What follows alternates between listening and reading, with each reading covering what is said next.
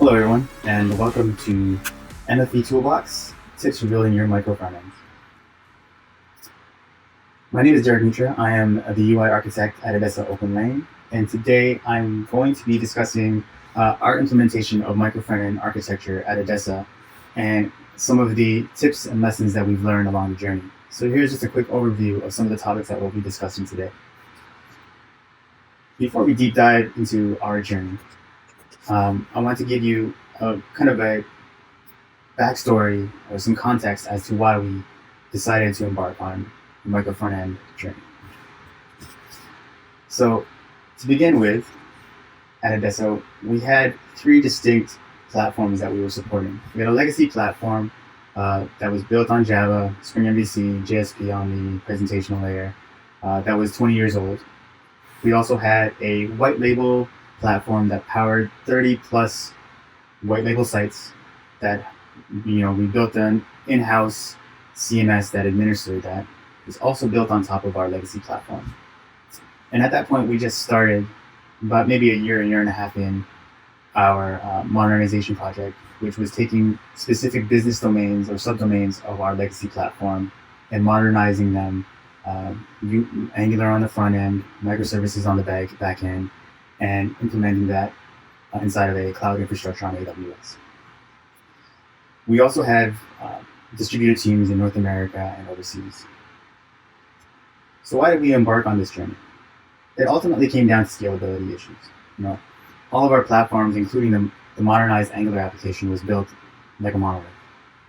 So speaking of our modernization project, we had, I think, 4 teams at that point, because the project was fairly new, that were all distributed teams, building out their own business domain as a library. But when it came to deployment, those library files would be deployed as an artifact and then built as a monolith and sent over to S3 to be served to the end user. So what we found there is it was increasingly difficult to scale. We also had questions with respect to white label platform and how that would be integrated. And we had a number of complaints of bad developer experience within this process, especially with regards to deployment. So for example, we had a modernized CI/CD pipeline, but we still had difficulties. Teams developing in parallel, but still had to coordinate deployments and versioning, upgrading tech stack or just dependency issues, and there was no clear ownership of our monolith. So scalability was a concern right off the bat, even in a modern project that we were building. So, we want to figure out ways to ease the scalability issues. So what were our future goals? At that point, we wanted to have flexibility and scalability of the UI. Because of the distributed teams, we also wanted them to be able to work autonomously. We wanted, speed of delivery. Additionally, we wanted independently deployable applications that would not affect each other. Additionally, we wanted to follow the model of vertically slicing our features and capabilities by business domain. As our UX practice matured, we also wanted to integrate with their UX design system into our applications. And then lastly but not least, we still had to figure out how we would integrate within our white label platform. For our approach, we decided with a runtime integration. So the reason that we went with a runtime integration was because it didn't really change much of how our existing infrastructure was working. We still had our repo, we still had our CI/CD pipeline that would then deploy to S3. But instead of each business domain be bundled as a library that would then be included as a dependency in our monolith, we just packaged each individual business domain as their own application. So our app shell kind of followed the similar approach of being very light, vanilla JavaScript, very minimal HTML, and very minimal CSS. It bootstrapped the application, loaded the skeleton immediately, was responsible for domain-specific configurations, and this was going back to how our questions about how we would integrate with our white label platform. The shell would handle that at this point. And here's the interesting part. Our shell would interpret the route, and we'll load a manifest.json file for that micro frontend. So let's look to the right-hand side here of our shell configuration. And this is kind of how we've implemented the route interpretation with respect to our micro frontends. So we have this configuration that based on a route of route 1, the shell knows that it needs to look to this domain path and grab the manifest.json file for this micro frontend. In addition, we have an external properties here, which for the shell would load these external properties first before it would load any of the files for the micro frontend. And this was a way for us to define external dependencies that would maybe common across other micro frontends. So in this example, we're loading RxJS from a CDN that could then be kind of cached and used across other micro frontends that we've been loading.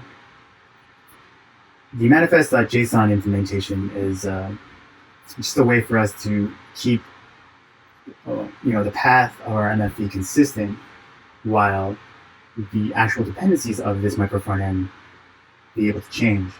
So still utilizing the Angular CLI or the Vue CLI to generate ng.js or polyfills with a hash name that would cache bust, to keep it consistent and not having to always update the file paths, we would just link to the manifest.json file instead, and set a header of no cache on this manifest.json file. The shell then lazily appends these bundles from the manifest.json file to the DOM, and the micro frontend will then bootstrap itself into the index.html.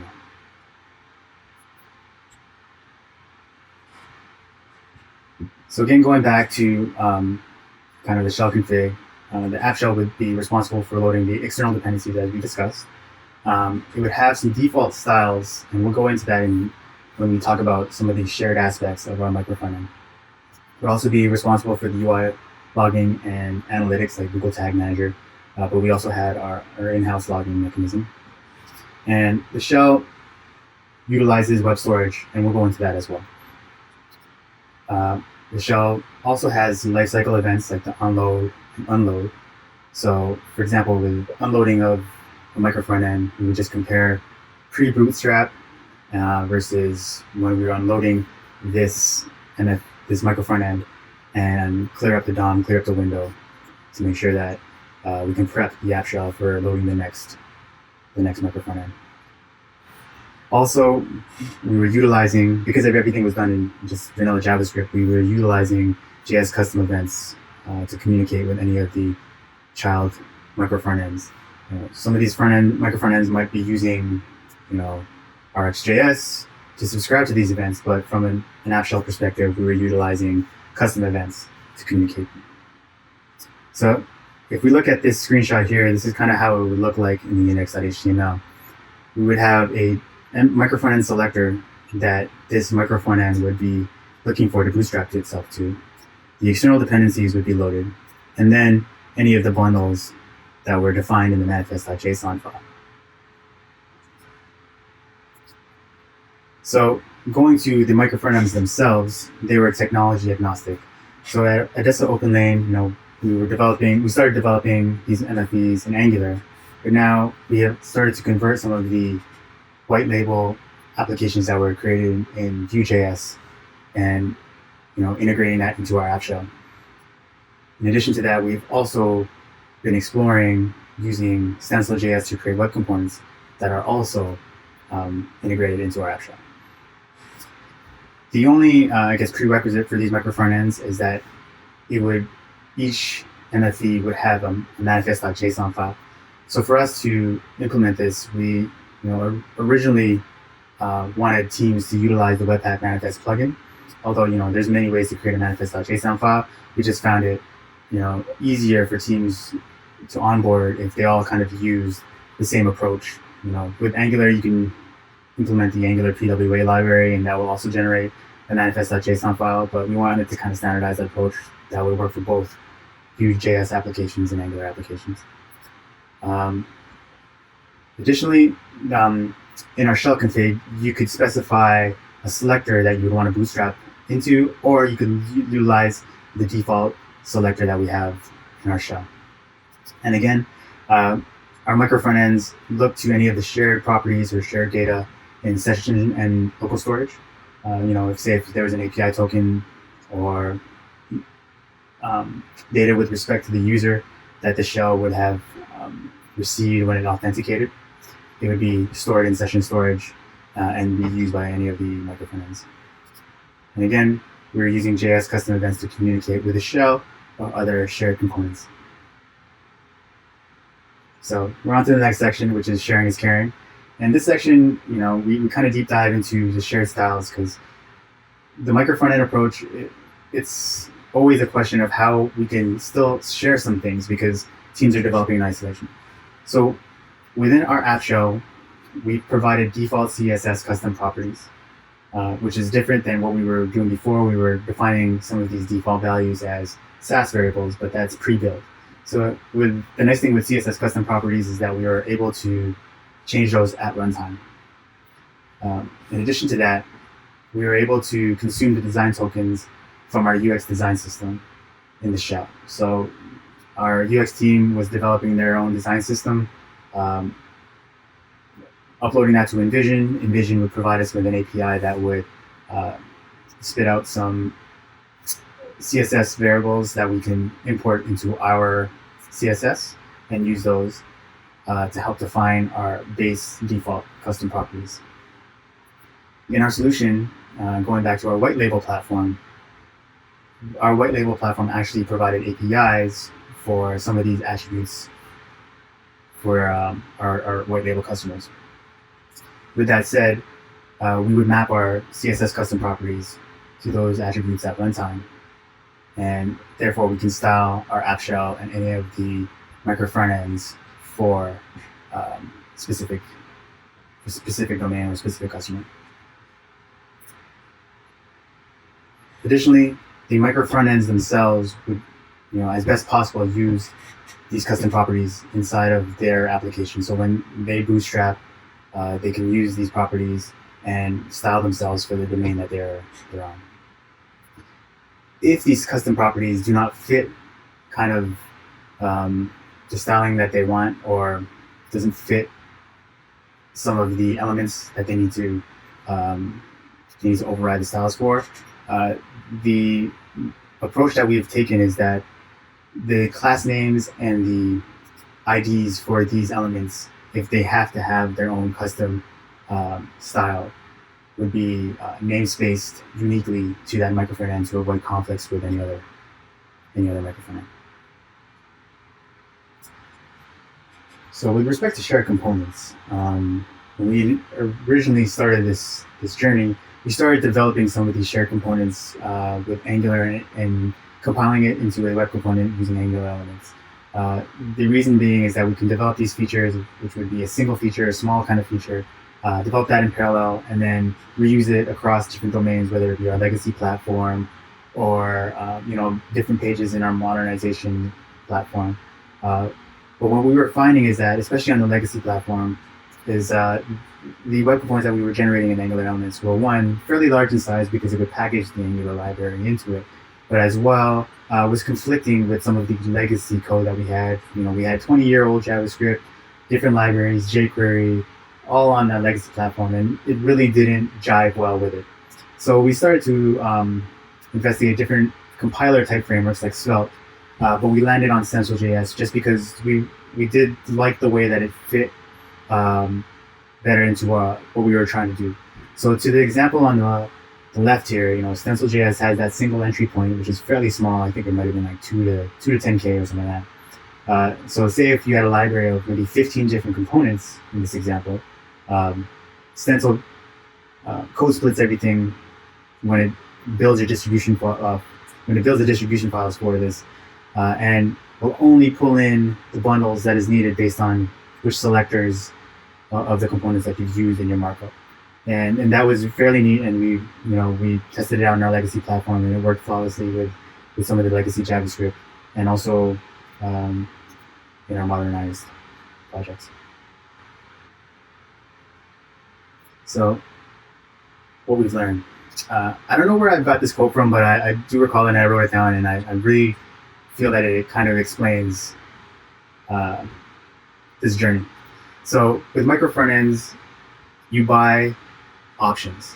So you have a slew of options that you pay down with complexities. So, that's kind of our journey, is that we've learned the many different complexities that can, pop up when you embark and try to implement a micro frontend. So some of the tips and lessons from that is, the first one is decide an approach that works with your current landscape and can be iteratively adopted. So for our approach, like I said, our runtime integration really kind of fit the mold that we can POC that, for one, to take one of those libraries that was being taken and built as a mod into the monolith and convert that over into just a standalone micro frontend application. Also, it was easy for us to separate that from the monolith. We didn't have to change anything with respect to our build pipelines. We didn't have to do anything on the server side, or change the way that our pipelines work, because we were moving towards like monorepo. So it was kind of an approach that we can POC and then adopt over time. That seemed to work best for us, as opposed to kind of moving in one direction that was, an overhaul. Additionally, even though teams were developing and deploying in isolation, communication and alignment is important. So for us, communicating to the teams and communicating to developers and onboarding the developers, because the approach of micro frontends is so much more different, became very important. So we decided to establish a community of practice, and that community of practice helped define the standards and the guidelines and onboarding materials for new developers. So that was really key in kind of pushing this forward in our company. Additionally, testing a micro front end is much different than end-to-end testing. So the team can develop their micro front end in isolation, come up with their testing framework, unit test it, integration test it, but testing it with inside the shell and some sort of E2E testing is much different, and that needs to be taken into consideration when you're developing your micro front end. So boundaries and ownership is kind of is also a concern, or something that we've learned. There's still kind of questions around ownership, especially if there's a defect or a bug that arises. Who owns it? Where is it coming from? Is it coming from a singular component, or is it coming from the app shell or a micro front end? In addition to that, the boundaries. When you are asked to develop, complex functionality, where does it reside? Does it reside in the micro front end, or does it reside at the app shell level? Or again, do you create a single component that you build that feature? Because you have these options, these are some of the questions you'll have to cross when you're building your micro front ends. And performance. With respect to performance, because we're doing a runtime integration, we really need to be aware of and continue to try to improve our performance. The way that the flow of the app is, the app shell loads instantaneously, but then loading in our micro front ends, we have to be really cognizant of our bundle sizing. If we introduce any new dependencies that could potentially slow the load down, we really need to pay attention to those things. Additionally, with our implementation at runtime in the client, if you have to support IE11 long term, you might want to look to a different implementation, because it will definitely slow down legacy browsers like IE11 and how we've kind of integrated with that. So with respect to performance and how we are trying to solve some of these things, we do on the desktop a lot of prefetching of our bundles and utilizing our service workload. Prefetching, what we do is on desktop, we have kind of determined the most used routes, or most used business domains. And when the user first logs into our application, we then prefetch those bundles for those most used routes, and we cache that in the service work. Additionally, we are starting to cache a lot of the API calls in the service worker, just to improve performance when loading micro front end. So we come to the end, on to the next. So we discussed our future goals in an earlier slide, And what we saw in comparison to the outcomes is kind of what I'm discussing here. So what we've seen is we've seen teams working autonomously on the micro frontend. We're able to deploy independently. We have immutable web applications on the UI. The nice thing is we are also able to vertically slice the business domains for each team, so they can work on the front end and the back end in a vertical slice. We have integrated with our UX design system through design tokens, and integrate on top of that with our white label platform and the APIs that it provides for styling our app shell and any of the micro front ends at runtime. And kind of an observation for the developers and the teams that we have. They are developing in isolation, but due to the fact of like our community of practice and how they've kind of communicate together, there's more of a sense of ownership and camaraderie between all the teams. We have an improved developer experience. So when we were building our monolith, deploying that monolith before took north of 20-30 minutes, whereas now we can deploy an MFE in like 2 to 3 minutes. So we have better developer experience, and we also have teams developing technology agnostic micro frontends. And that's it. Thank you again for listening to my presentation.